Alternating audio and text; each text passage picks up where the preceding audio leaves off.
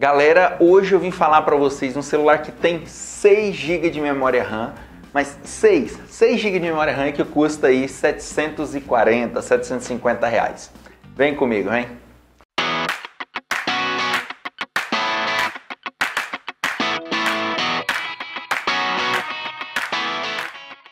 E aí, antenados, tudo tranquilo? Aqui é o Ronde, trazendo para vocês mais um vídeo. E o vídeo de hoje é para falar de um celular muito bacana que tem 6 GB de memória RAM, mas não é só isso. Ele tem outras configurações bem interessantes também. Estou falando do Umi Plus E. Esse que é um celular bem interessante, principalmente por isso, por ter 6 GB de memória RAM e ter um preço bem bacana. Ele custa aí em torno de 740 reais. É o preço que ele está na Banggood nesse momento, que foi o lugar onde nós compramos. Se você quiser comprar, o link está aí na descrição, beleza?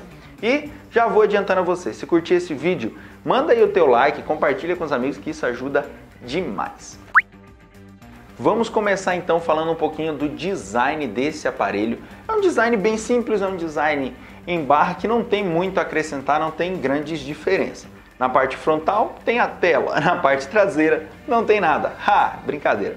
Na parte frontal você tem uma tela de 5.5 polegadas, é uma tela bem legal. Tem algumas bordas, né? Não é grandes bordas, nem menos nem mais, é normal para o aparelho.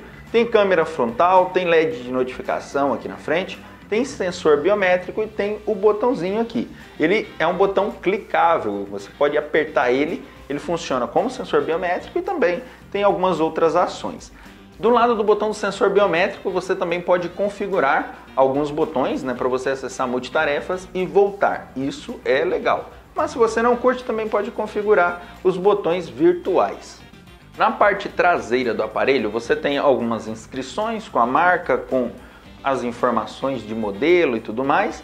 Tem a câmera dele e flash de LED dual tone. Do lado da câmera também tem um microfone, isso é bem bacana. Na parte de baixo você tem ali a entrada para carregamento e transferência de dados, é do tipo C, já é uma conexão mais rápida, e tem a saída de som.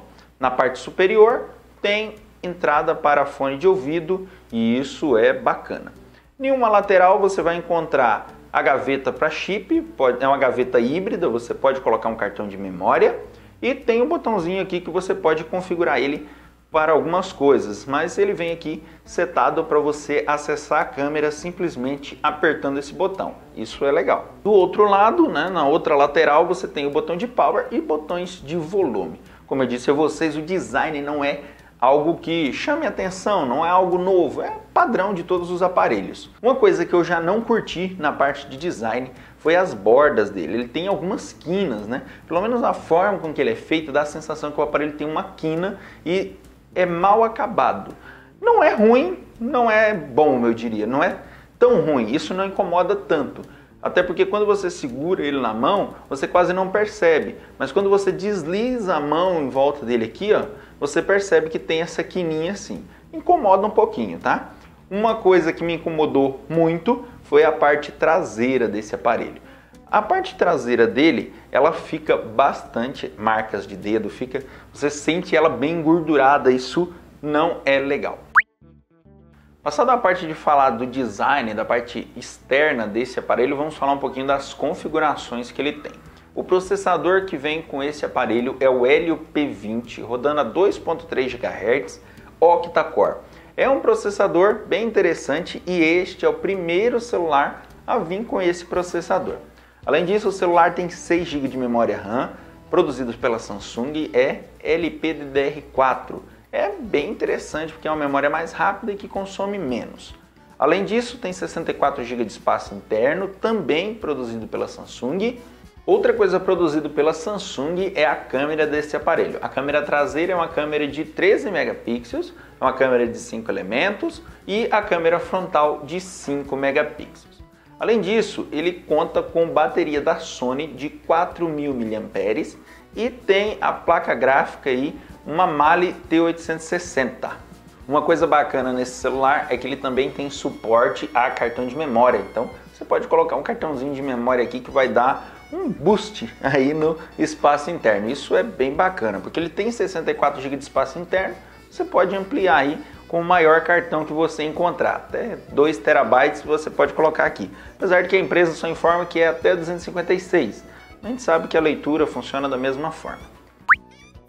Na parte de sistema, o aparelho vem com Android 6.0, já teve algumas atualizações para corrigir bugs, mas nenhuma para atualizar a versão do Android. A empresa também não fala nada se vai ter essa atualização, tá? A sensação que nós temos aqui é que ele traz um Android mais puro possível. Não tem praticamente nada de aplicativo instalado pela empresa e isso é legal, porque não entulha o celular, né? Não deixa cheio de porcarias que você não vai usar. Tem pouquíssimas coisas mesmo e isso ajuda bastante para quem quer uma experiência mais leve, com um Android mais básico e quer configurar do seu jeito. Tem uma coisa que as pessoas me perguntam bastante, eu gostaria de falar aqui. Esse aparelho tem rádio FM, tá? Só que precisa do fone de ouvido para conectar. Você tem que ter um fone de ouvido porque não vem na caixa. Não adianta nada o aparelho ter configurações top, como eu já falei aí para vocês, e ele não trazer um desempenho legal. Então, vamos lá, como que foi o desempenho desse aparelho aqui? Eu curti, em geral eu gostei bastante do que ele ofereceu, pelo preço que ele oferece, eu diria que condiz um com o outro. Ele tem um desempenho legal, né? Ele atende bem, ele roda bem com várias tarefas em aberto, rodar jogos ele rodou tudo muito bem, então ele desempenhou muito bem as tarefas que eu coloquei ele para rodar. A câmera abre rápido, os aplicativos abrem de forma rápida. O problema é, às vezes, a launcher dele, que dá a sensação de ser meio lerda. Mas quando eu troquei de launcher, ele pareceu ser um pouco mais fluido. Em geral, o aparelho teve um comportamento interessante, diria que entre bom e ótimo em seu desempenho, barra custo-benefício, ele atende muito bem. Ele é um aparelho rápido, ele é um aparelho que atende bem em multitarefas e abre os aplicativos de forma rápida.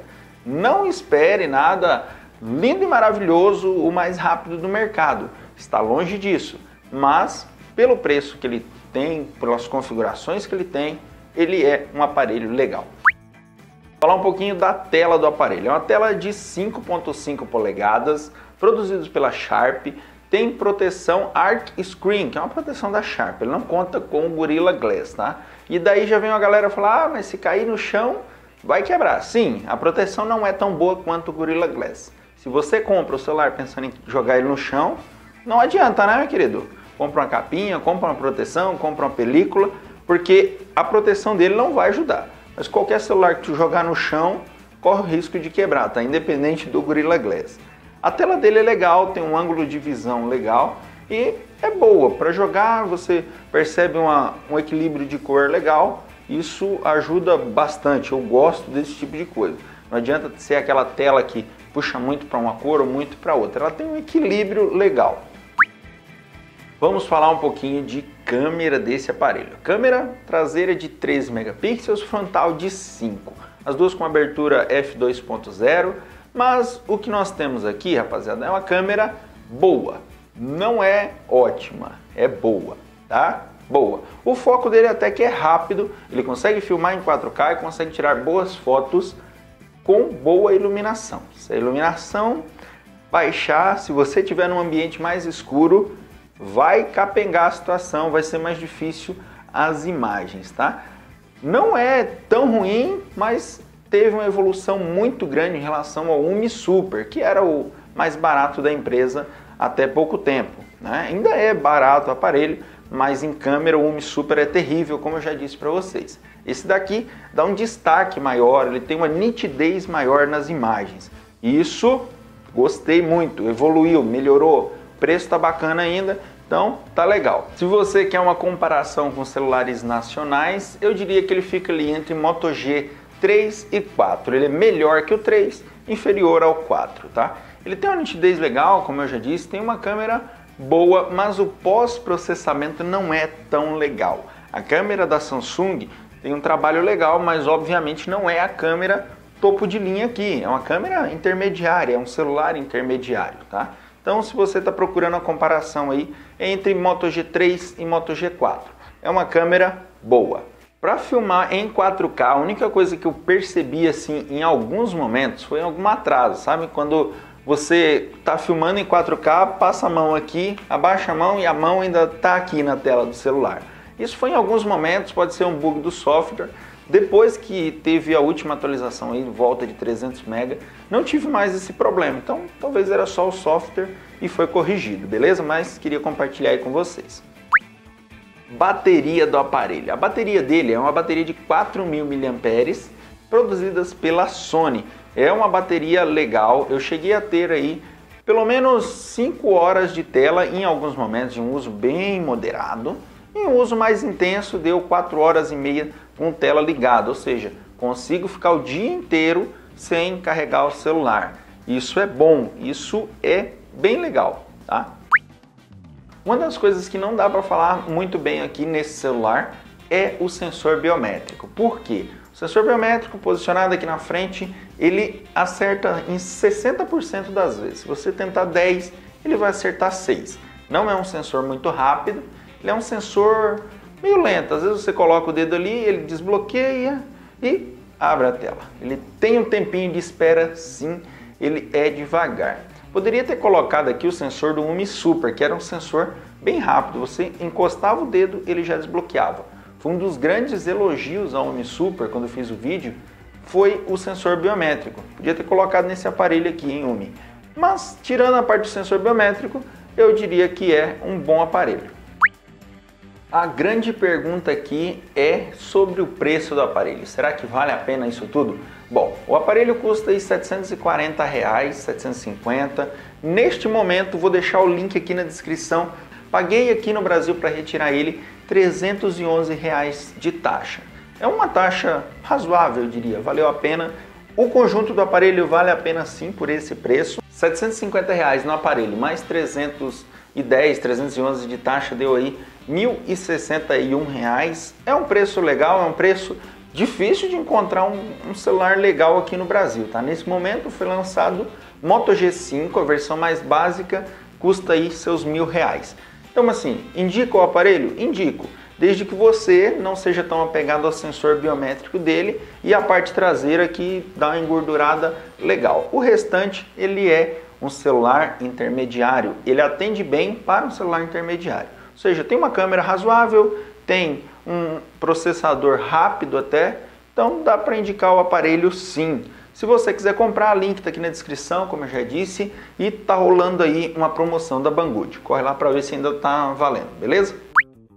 Bom, antenados, espero que tenha curtido esse vídeo, espero que tenha curtido essa dica de aparelho. É um aparelho bem legal, bem bacana na minha opinião.